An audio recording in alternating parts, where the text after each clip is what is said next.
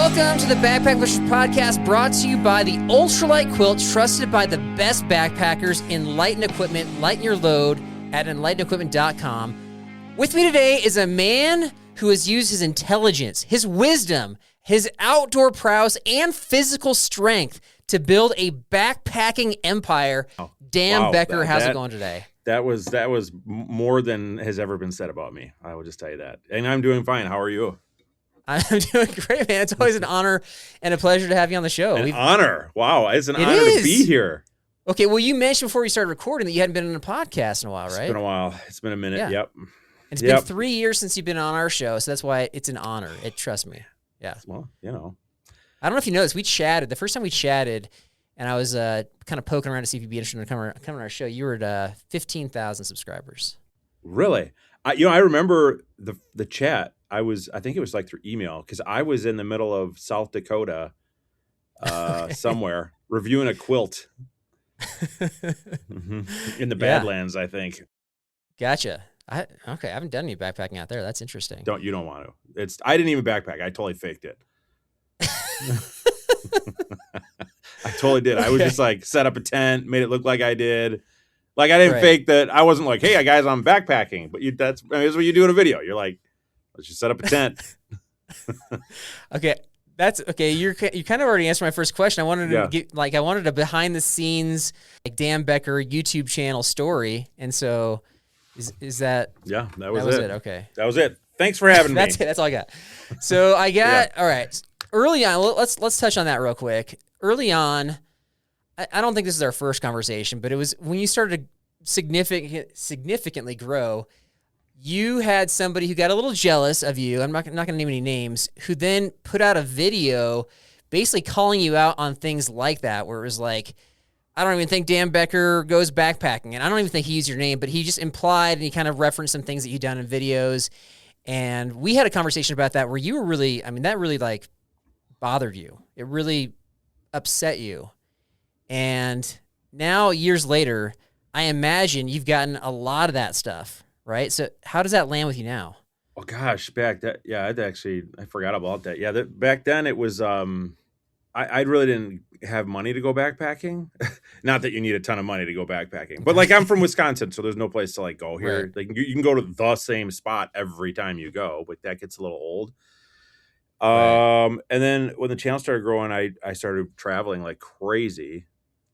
And since then, gosh, I don't know, I've backpacked in 25 states, which is pretty cool.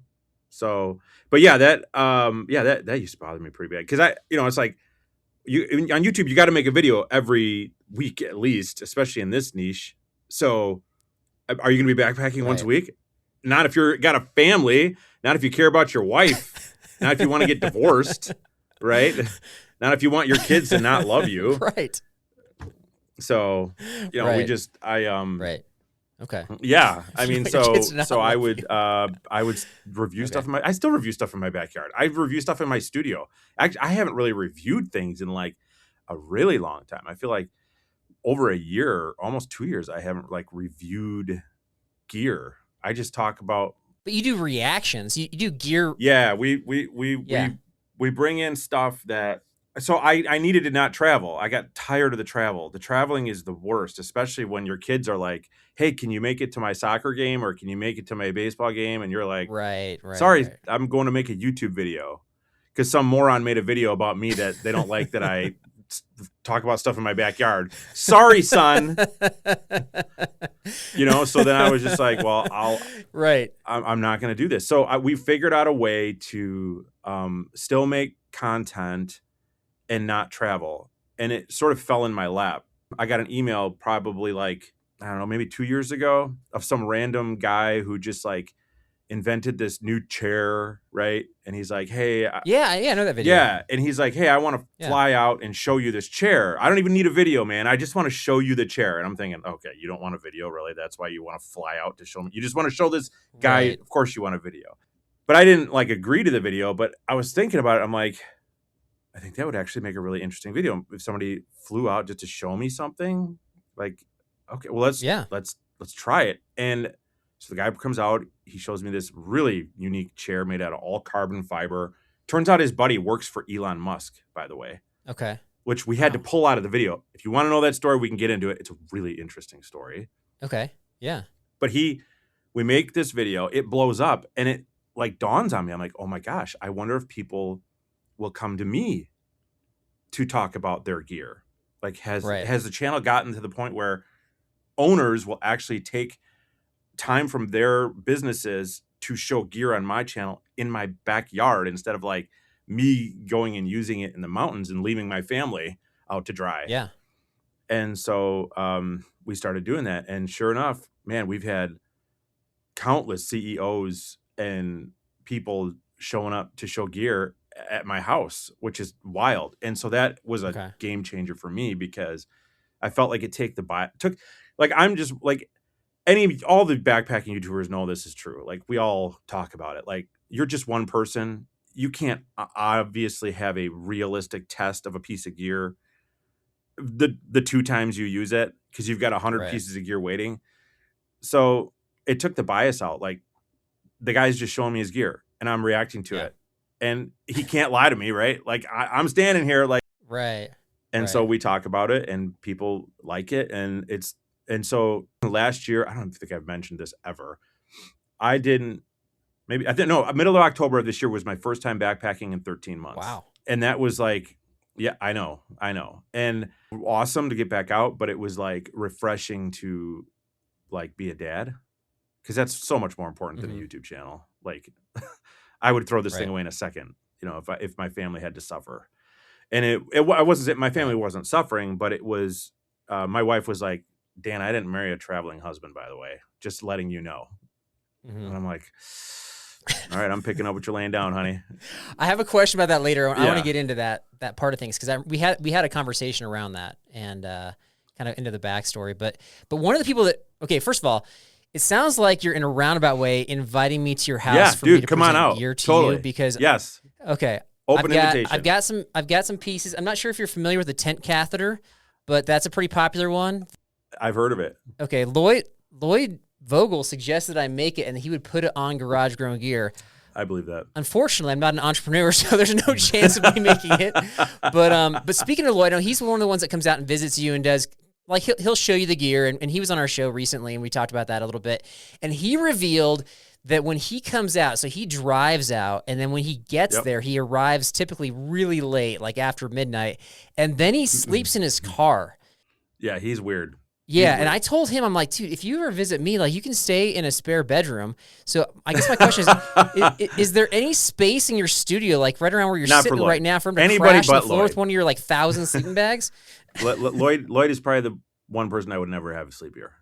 No, I'm just kidding. Lloyd, no, he likes to. I've offered it. He likes to sleep in his. Yeah, what? He didn't say that. He's lying then. He likes to sleep in his hotel, or he was sleeping in like at a buddy's house that kind of lives near here, and then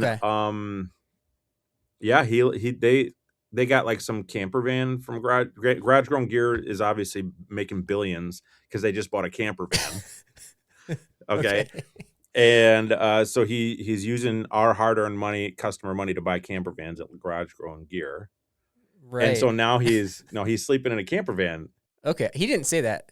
I'll bring this up to him next time. Yeah, this last time was his first time, I think. Okay. And he came out like a little bit before Thanksgiving. We made a couple videos or whatever. But that was one of those like perfect storms where I invited a CEO to come out. Right. It just happened to be him.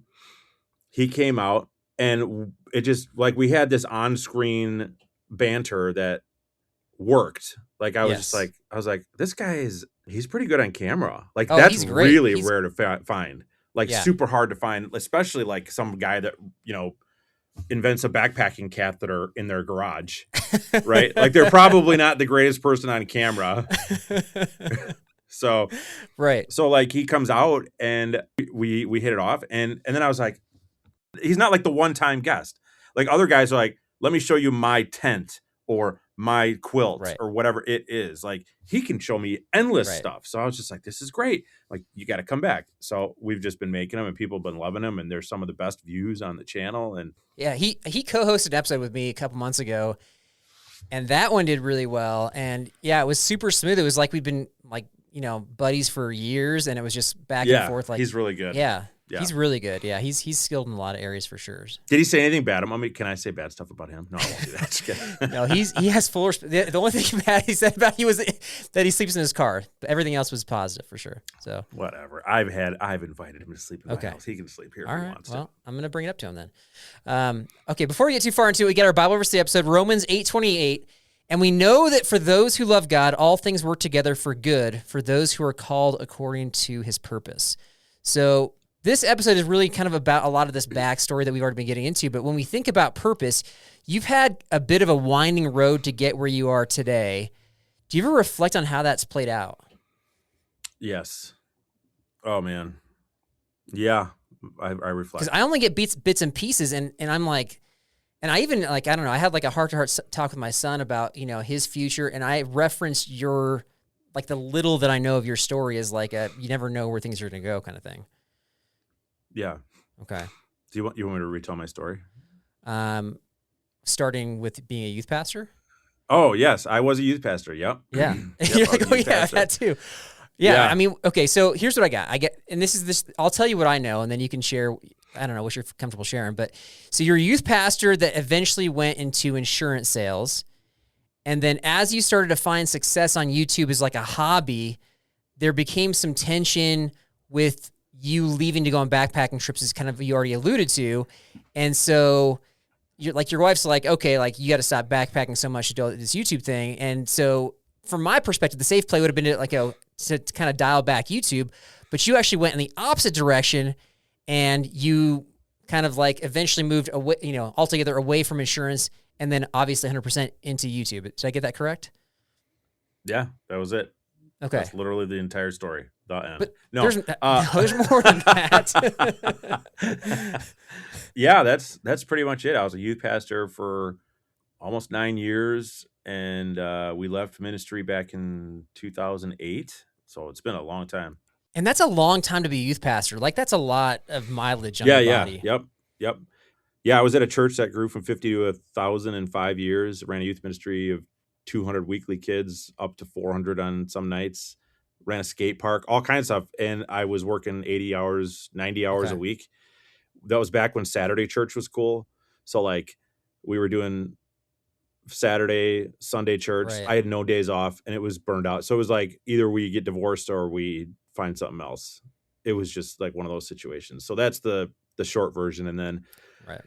so we left ministry, moved back to where I grew up, and then, or we grew up, I should say. My wife and I are from the same area. And then, I was like, what am I going to do?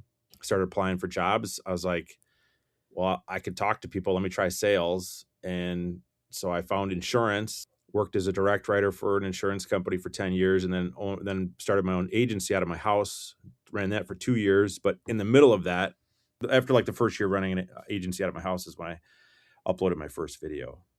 And then I had been backpacking since I was like, I think 35 or 36 years old. So I'm 47 now.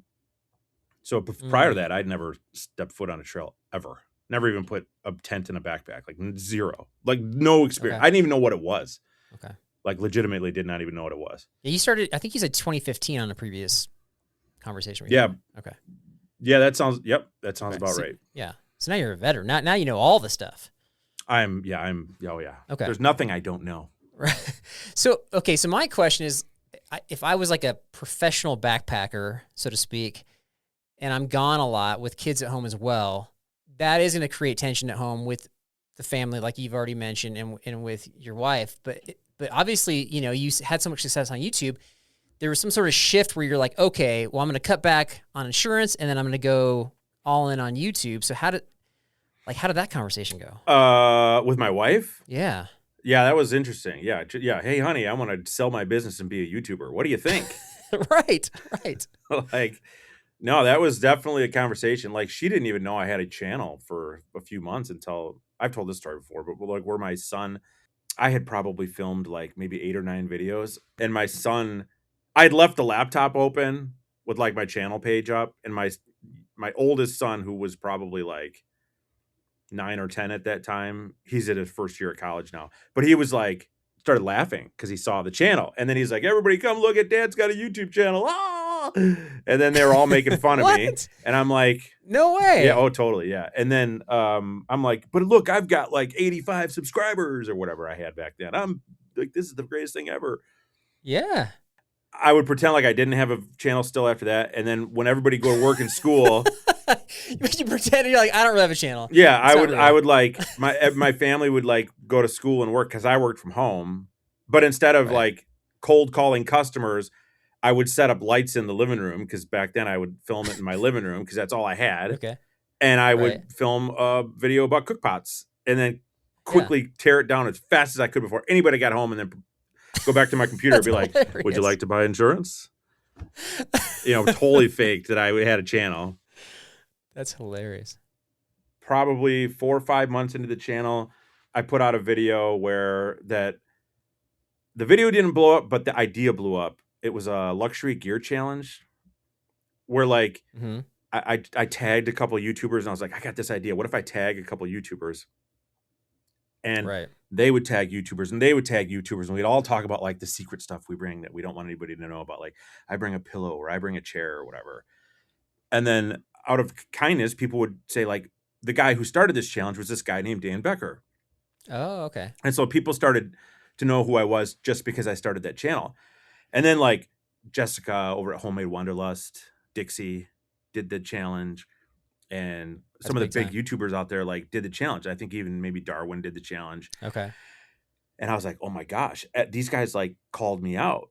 And so the channel started to grow a little bit more then, and people started to find it. And then, like 5 or 6 months into it, I hit like 10,000 subscribers. And then my wife was like, she's like, you're kind of doing YouTube more than insurance, and I'm a little worried about it. This like I don't know, but we got like a car payment coming up here. Like, what's going on? Right. And I was like, I had to show her the finances. I'm like, well, I'm monetized, and these people are reaching out to me for like sponsorships. Like they want to pay me to talk about stuff. Does she do the finances in your house, or did you do the finances? She does the finances in the house. So like, okay, so she's got to see the money coming in then, right? Yeah. Oh yeah, for sure. Okay. But like, so the at the end of the day, it was like, we had this conversation, and I'm like, honey, something's going on YouTube. Like, I think there's a chance that we could do something here. And she said to me, she's like, if you can pay the bills, like if you can cover what we need, like if you could match what you're making in insurance, and I wasn't making a ton because I just started the business. Right. She's like, we'll talk about maybe you doing this full time.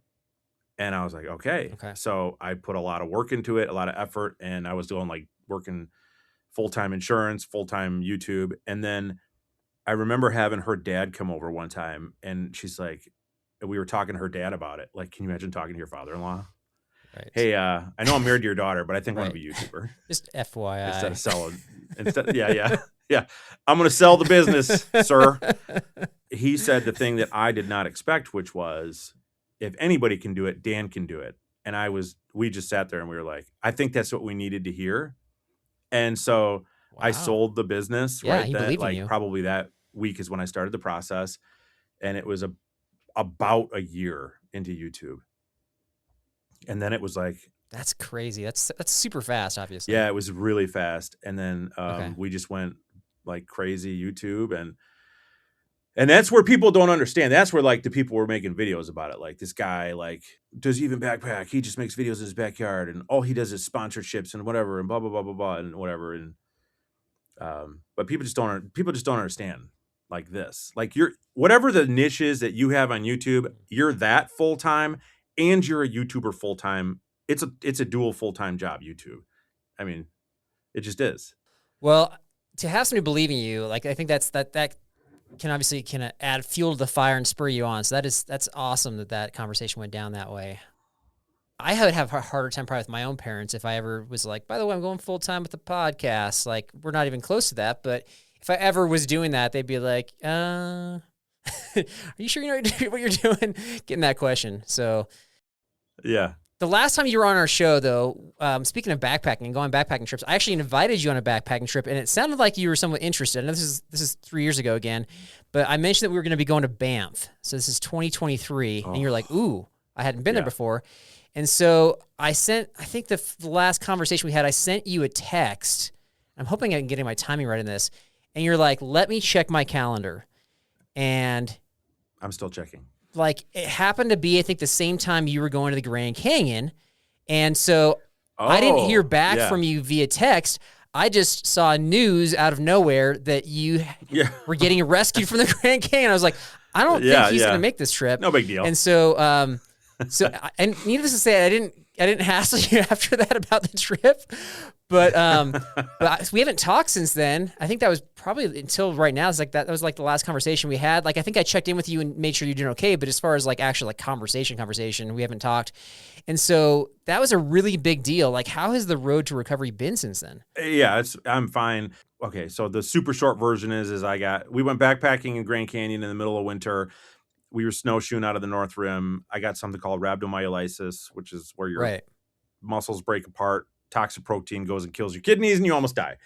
And then, so I had a really probably like a 4 or 5 month recovery after that. It was really hard to walk, constant doctor visits, all that stuff. Like, if anybody's ever had rhabdo, it's just like the worst thing ever. And your body just has to basically repair itself, but you're 100%. You can, I'm 100% recovered from it, like fully. Okay. Yeah. Like not like there's zero, symptoms from it now, but it was that sucked pretty bad. That was horrible. Yeah, and I think like obviously as we get older, not that you're gonna have like those types of things happen, but just like the chances of like needing rescue seem to increase. Or I've had an increase in people not making it through all the trips and things like that, and so that kind of, I don't know, I was like, ooh. Even on your own trips? Yeah, nothing nearly as serious, like nothing that's required rescue. I'm just like hyper aware of the fact that might be something that we need. I mean, I've had trips in the past where, like I'm on a first name basis with Yosemite Search and Rescue, so there's those stories, but that's for a different episode, and we've had issues there, but that's not having to do with getting older. That's or like internal health. That's just foolishness, basically. So, not to say that we can't still be prone to foolishness nowadays, but anyway, I just was curious how that. We got like the update right after that, but I think you even put a video about that, but I didn't know like long-term effects. That as weird as it sounds, that whole thing allowed me to take time away from traveling, and the trajectory of that has brought me to today where I am trying to travel as little as humanly possible. Like, that's the goal. Like, I love to backpack. Love it. I love being in the middle of the mountains. I love all the things about it, but I just want to be home with my family. You just love Wisconsin. Yeah. Well, yeah. A lot. Yeah. Okay. Appreciate the update on that. We had another conversation back in the day. I think this is still pretty early on. I think this is still kind of around your 15,000 subscriber time frame, where you made a comment that you're like, like things started kind of blowing up and you started making connections with different folks. And your comment was, God's doing something here, because a lot of the connections you were making were with fellow believers. We've circled back to that conversation, I think, once before, but what do you think, do you have any other reflections or thoughts about that? Like, do you think there's some sort of ultimate purpose with the Dan Becker channel at this point? Yeah, for sure. I back then I remember talking about that. I wondered, like, back then, like, why do I have a backpacking channel? Like, how is God going to be honored on a backpacking channel? How do you talk about Jesus when you're talking about quilts? Like, you know what I mean? Like, right. Right. He was in a manger in a quilt. It's a little bit of a stretch. Yeah. Right. So, I wasn't sure what I felt like God was doing, because I've always had a heart for ministry. I don't know if you know about you probably know my connection with Sawyer products and all that stuff. I mean, I saw the video, this is a few years ago, about going over to Africa. Is that what you're talking about? Yeah. So Sawyer reached out to me a few years ago, like middle of COVID. And they were like, hey, we saw you like the Catadine Be Free water filter, but we want to tell you about our water filter. Can we jump on a phone call? And I was like, oh my gosh. I don't want to talk to them. Like, I felt it was like this big sales pitch, and I was just like, I just didn't want to talk to them, and I didn't know who it was, some marketing guy or whatever I was going to sit on the phone with or whatever. So I'm like, sure, fine. So I get on the call. Turns out to be a guy named Travis, who's Kurt's son, who Kurt owns Sawyer. Okay. And Travis is his son, and he was just like, but he didn't tell me who he was for like probably 45 minutes into the call. Oh, wow. Okay. And I was just like, wait, you seem like I know a lot more about this filter than normal people would. Like, who are you? He's like, oh yeah, my Right. dad owns Sawyer. And I was just like, Oh, whoa, okay. And he's like, well, we want to take you on a trip overseas to show you what we're really doing with these water filters. And right. I don't think he knew I was a Christian at all. And Oh, I did okay. not know that they were a Christian company at all. Right. Because Kurt founded this. I don't think I knew they were a Christian company. Okay. Oh, dude. Yeah. Kurt is the owner. He founded this company in order to preach the gospel. Like that was his whole, Oh, okay. that was his whole thing. And when he first started it, it was all about insect repellents. It wasn't about water filters. And so I feel like I think God just gave him like this. Well, I know God gave him like a vision to change the world with water filters. Okay. And so they started working on water filters. Anyway, so they started going overseas, doing these water filter, events and, helping people all over the world get clean water. And so I go to Nairobi, Kenya, and we end up in this slum. Mm-hmm. And I'm just blown away. I can't believe what I'm seeing. Like 400,000 people jammed in 3 square miles with 78 bathrooms and nobody has clean water, like zero. It was wild. Right. And then the people that they partner with, they have to, so when Sawyer goes overseas, they can't do it by themselves. They partner with local people or other NGOs, like nonprofit organizations. So they get out there, and the one that we were with was called the Bucket Ministry. I'm out there and I'm meeting all these people. These are just absolutely amazing people. The most organized, real, like doing things the right way, like great hearted. They're in it for the right reasons. Mission organizations I've ever seen. And I've been involved with a lot over my life. Like I've traveled all over the world on missions trips and different things. After about a year, I joined the board for the Bucket Ministry. So I'm one of the board members now. And I went back again, and then I went to Egypt and handed out water filters there. And so it's just kind of been this thing where I feel like God has given me the ability to, I used to think like, well, maybe it's just like I'm supposed to like preach the gospel on my channel or something like that. And I don't think that's ever been the case. I don't know that ever will be the case, but I think that God's opened the door for my channel to bring finances to people that are preaching the gospel. So we've been able to raise probably, I don't know, maybe $300,000, $400,000 for this project through the channel. Yeah, a lot of money. People have been given they've given a lot of money. And can I talk about something we're doing? Is that cool? Yeah. Okay, so we are very recently, we just launched a project into Champole, which is one of the most remote places on Earth. So this is what these guys look like. Okay. This is a member of the Champole tribe. This guy gave me this knife. I got it hanging right there. It's pretty awesome. So, but these people have no clean water, and they live in these little huts right here. But in order to reach them, we need to have semi-permanent campsites for like 20 people to be long-term camping there. And it's going to cost $30,000 to set it all up because they need like solar equipment and power generators, all kinds of, it's not going to cost that much, but it is. And so that sounds like a lot when you start talking about solar. Yeah, well, because they have to be able to power like the devices to keep track of things. They can't just go out there with they keep track of things with like taking pictures of things and cell phones and all that stuff, and so they have to have electricity while they're out there. So we're working on that project. So, but you're looking for help. So is there like a link I can include in the show description for that?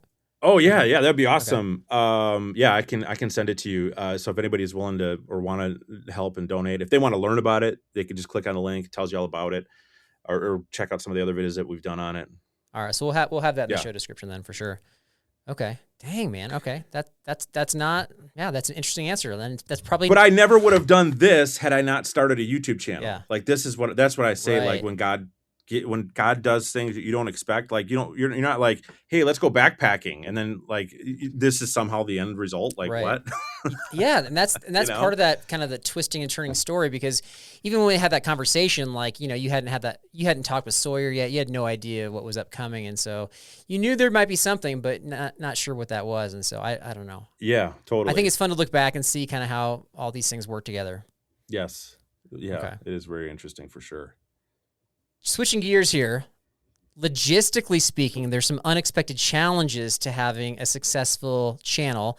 challenges that some people might be excited about and embrace, but I imagine this is tough. And so rumor has it that you're getting packages nonstop.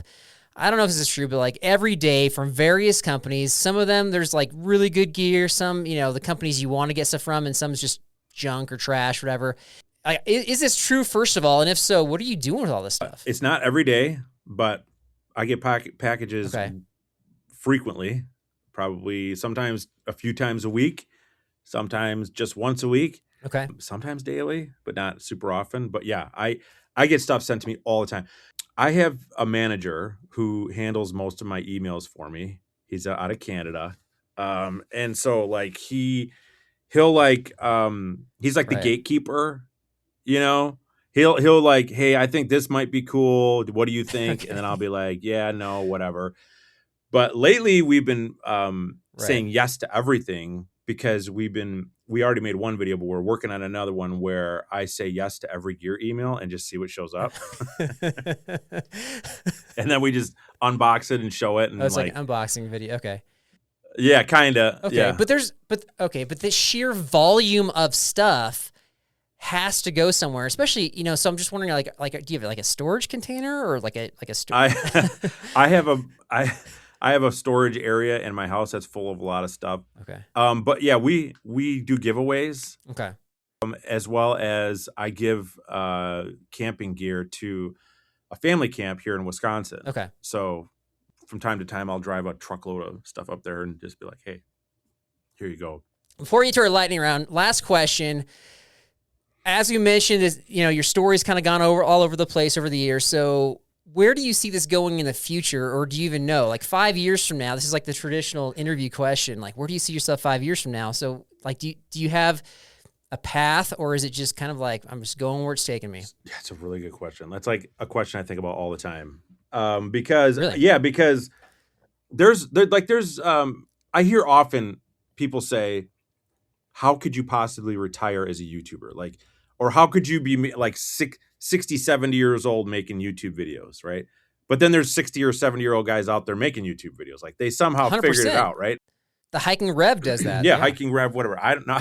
I don't want to be like the old guy in a cane, hiking, whatever, but I do have ideas. Like we started doing the podcast thing, like a little over a year ago, and we've had a lot of success with interviewing survivors of extreme situations. And that got birthed out of me having my situation in the Grand Canyon, where I was really intrigued what other people have gone through. And so we started interviewing survivors, and I could see that as like an arm or a path where things could eventually go down the road, because I'm not going to be on a trail. I would love to be, but I just don't see that as a realistic thing. So, but you mentioned your ability to connect with folks and things like that. Like that's an easy avenue for you to go down in terms of like the podcast realm, for sure. The channel has different lanes, and I've often thought I should start a second channel or even a third channel, like just to put them all in their own lane, but we haven't done that yet. I think it's time for our lightning round. So we get that coming up right after this. This lightning round is brought to you by Magnet Designs, the American-made brand that is tested by a legit thru hiker. Check out the Monarch Sun Hoodie with interior thumb holes and a better hood that all comes with UPF 50 protection by Googling Magnet Designs.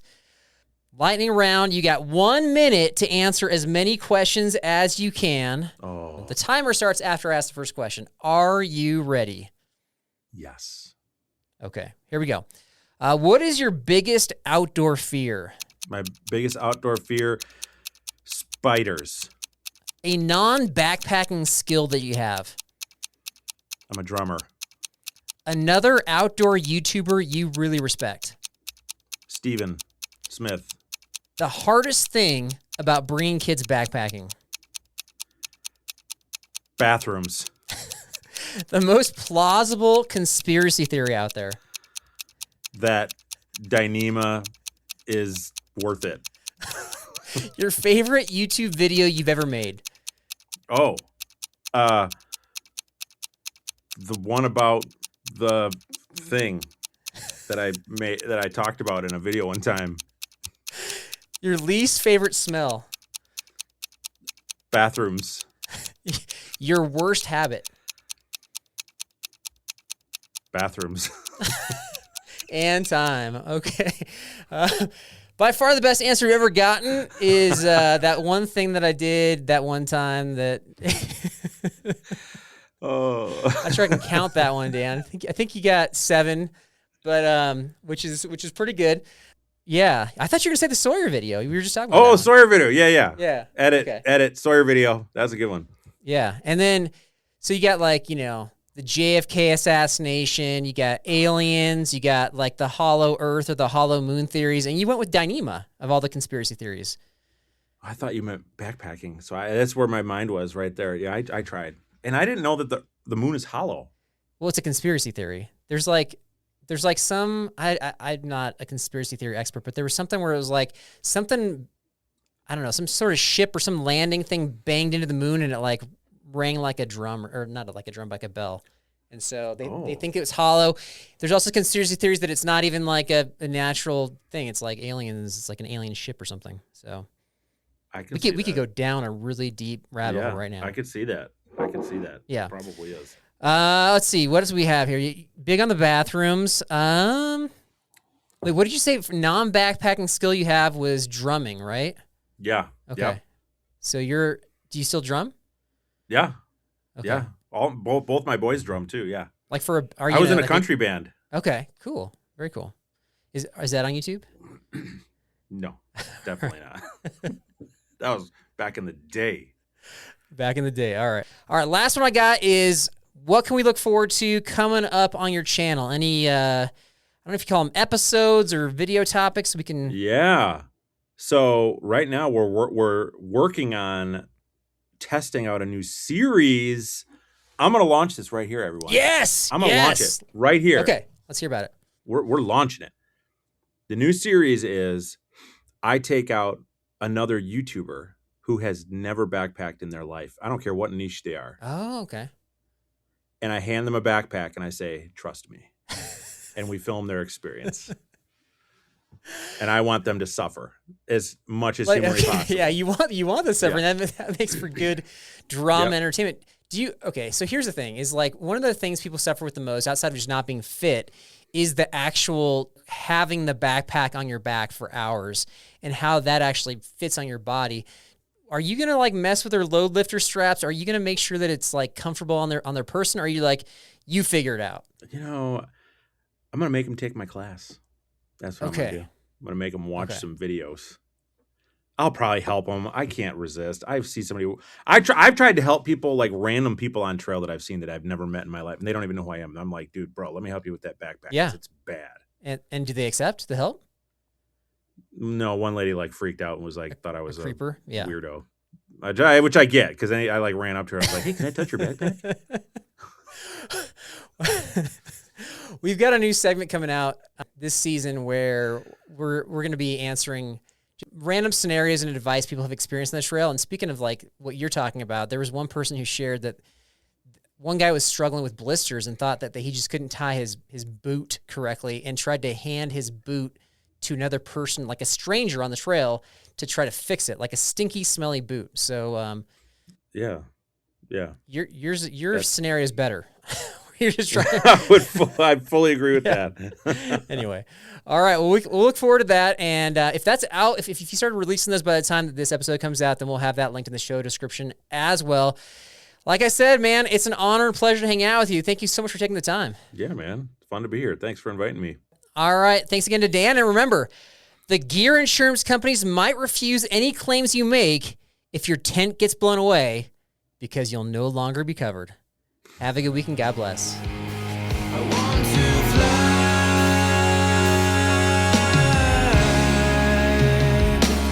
around the world. B&B, hey, it's Rock. I am trying to do something that I've done 2 years in a row right now. I'm trying to get to 100,000 feet of elevation for the year on Strava. I started today at 95,185 feet. That means that today, because I can't go tomorrow, or the whole family's coming to town and we are hanging together, and then the new year comes and that's it, right? So Today I needed 4,815 feet of elevation. I am sitting in the car right by one of my favorite hills, Psycho Steeps, and it is psychotically steep. It climbs from start to finish. It climbs 444 feet over 0.82 miles. But the segment that I do goes for about 0.65 miles, and it covers roughly 368 feet of elevation. So I knew I needed to get it 13 times. Well, I was actually going to get it probably 13 and a half, but my phone died when I was right near the top. So we're going to call it, I got 12.9 times in. And I'm praising God for sure too, because just like 3 weeks ago on December 9th, I was at 77,900 feet of elevation. I'm thinking, in 3 weeks, can I really do 22,000 feet of elevation plus change? No, probably not. But God was good, and then I just got roaringly sick on Christmas, and I've had to obviously take care of Jennifer just like normal, but I got sick too, so that really slowed me down. In fact, man, on Christmas, praise God, I got 105.7 degree temperature, no joke. My parents called the paramedics because I was over at their house, and they almost took me to the hospital, but everybody prayed for me, and it shrank down within about 5 minutes to 102.6. But those are both so high, they sound like radio stations rather than, temperatures, body temperatures. So, this is December 30th, so just 5 days ago I had that going on, and really afterwards wasn't able to do much elevation, so that left me with 48.15 to do today. 12.9 times up the hill? I'm not sure. I'm really hesitant to check Strava. I think I'm going to have to get out and go another time up Psycho Steeps. I don't know if I can do it. My legs are dead.